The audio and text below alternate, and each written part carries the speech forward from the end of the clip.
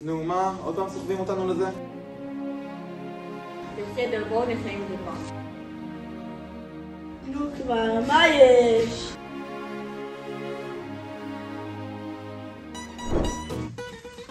זה ההכתרה של הרועב, אתם לא יודעים? יאללה, שירה בואי. שומע אותך? תראה לך. כמובן נפש. נתחיל איתו. כן. רגע, למה אני לא כושלת? כי אתה הכושל ואני הכוכב? תוכנית של כישרונות שכל אחד יכול לבוא ולהציג את הכישרון שלו. שירה, תחתיף. תחתיף.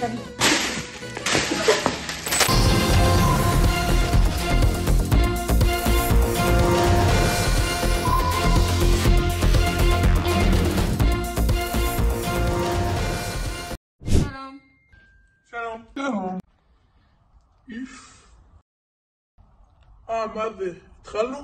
כן, אתה יכול בבקשה לראות את הרגליים? כן, אבל שתדעי, זה לא בגללך, זה בגלל שאני מכבד את השם.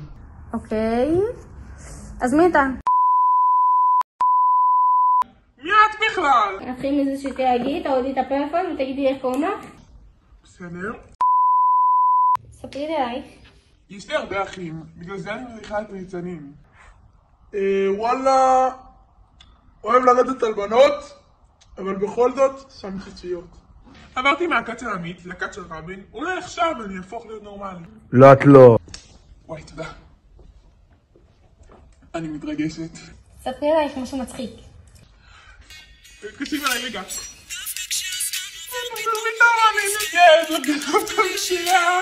לקחתי על עצמי את חלוקת הפרשיות, בגלל שהבנים מתנהגים כמו חיות.